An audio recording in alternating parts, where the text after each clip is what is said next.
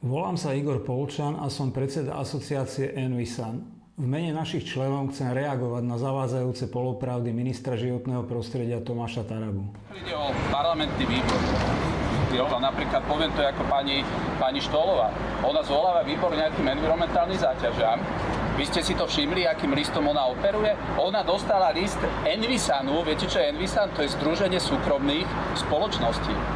Táto lobistka, ja ju budem nazývať teraz lobistkou, táto lobistka zvoláva výbor na základe toho, že súkromné spoločnosti jej to tak nejak poradili asi, že by to mala urobiť. Ja som ešte nezažil, aby sa parlamentný výbor zvolával na základe požiadaviek súkromných spoločností. Nie je pravdou, že otvorený list asociácie Envisan bol adresovaný pani poslankyni Štolovej.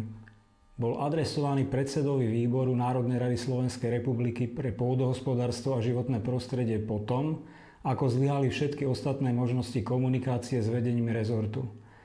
Kópia elektronickej správy bola adresovaná všetkým členom tohto výboru, čo je úplne legitímny postup. Asociácia Envisan je záujmové združenie právnických osôb. Poslaním združenia je uplatňovanie oprávnení spoločných záujmov svojich členov v oblasti sanácií environmentálnych záťaží. Asociácia Envisan nevyvíja žiadne lobistické aktivity, na ktoré sa odvoláva minister Taraba. Zastupuje pritom širokú odbornú verejnosť pre oblasť sanácií a združuje 16 slovenských a českých spoločností, ktoré spolu zamestnávajú viac ako 1700 pracovníkov.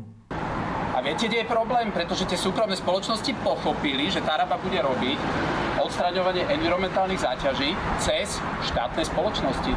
Máme tu ústav Dionýza Štúra, máme tu napríklad aj Slovenský vodohospodársky podnik, ktorý verím, že si tiež rozšíri svoje oprávnenia, aby mohol nakladať s odpadmi. Tvrdenie ministra, že v prípade sanácií envirozáťaží ide o záujmy súkromných spoločností a že sanácie bude vykonávať štát, je výsledkom neodborného riadenia rezortu a nepochopenia problematiky. Štátne organizácie ako Štátny geologický ústav Dionýza Štúra alebo Slovenský vodohospodársky podnik žiadne sanácie envirozáťaží doposiaľ neurobili.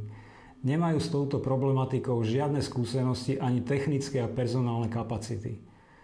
Podľa súčasného právneho stavu ich ani robiť nemôžu.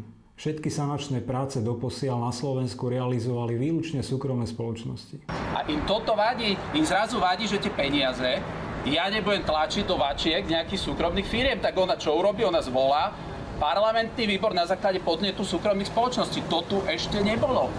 Otvorený list dostali všetci členovia parlamentného výboru a bol adresovaný priamo jeho predsedovi. Aký postup ďalej zvolí jeho predseda, podpredsedovia či jednotliví členovia výboru je výlučne v ich kompetencii. Pani poslankyňa len zareagovala na list ako prvá.